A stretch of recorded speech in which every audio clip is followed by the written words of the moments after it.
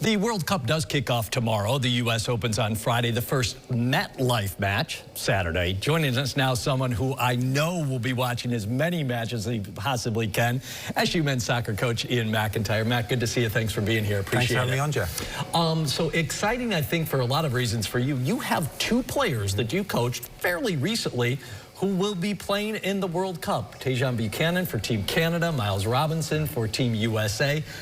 What's it like to see them on a stage like this? I mean, they've been on big stages for a little while now, but World Cup on U.S. soil? It's exciting. It's surreal. Thinking of them, I remember them, you know, at the SU Soccer Stadium on campus, and here they are now competing on the world's biggest stage, and it's the World Cup.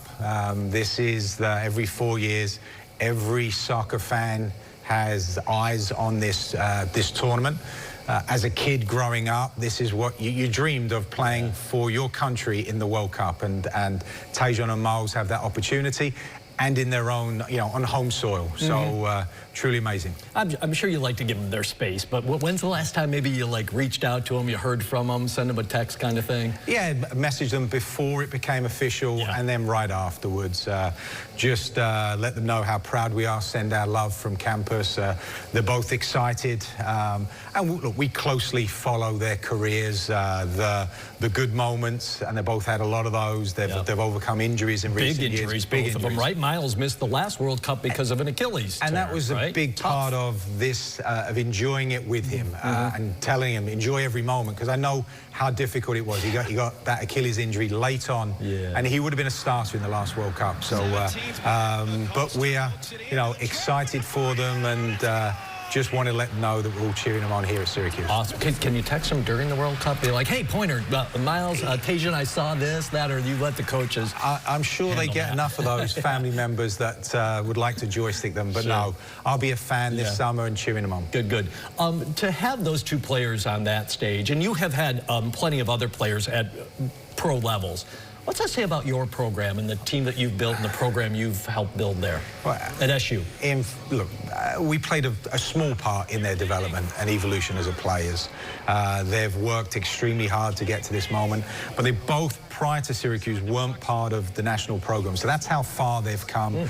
That's the commitment that they've both made to be in, you know, to be competing, as I said, in the World Cup this summer. Do you tell recruits, hey, come to SU, you can play in the World Cup? Yeah, or you could play pro. I mean, you've had guys MLS, you've had guys play overseas. I mean, these are not just two wonderful players. These are two outstanding young men. They are role models. They're inspiration for our current and our future roster. But yeah, absolutely. That's, you know, the ability. You can aspire to that. You see what they've accomplished in their careers. Both have chips on their shoulders, have done it the hard way, and yeah, look, they're inspiration to us all. You remember this. You were here actually in the country when the U.S. hosted the World Cup last, 1994. I don't know, this one just feels different. 94 felt like, hey, everybody, look at this sport that everybody around the world is enjoying, and we kind of took to it. Now it just feels like it's at a different level. Do you notice that, 94 to now? 94 was so important to our development. Major League Soccer kicked off 2 years later in 96, and we've come so far. We've got a lot of work ahead of us, but to see that, you know, that World Cup was very important. Now you see the developments, the expectations that we have for this group.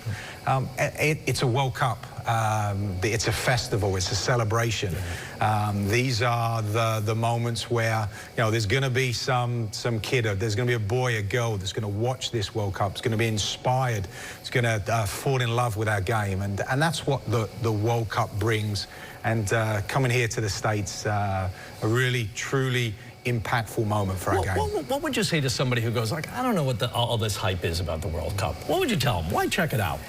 You know, give it a go. And if you're 104 matches, like you think about in 94 there was 24 teams. It's 48 teams. Back in 94, it was the most commercially successful World Cup.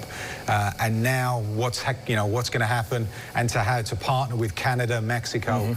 Truly a global game, and it's just the color, the passion. There's heroes, there's villains. There's going to be a lot of stories that's going to be told in front of our own eyes over the next 6 weeks. Last question for you. We know you're English. You've lived here for a while. Who are you pulling for? Well, I wear several hats. Yes. As a U.S. citizen, I'll be cheering on the U.S.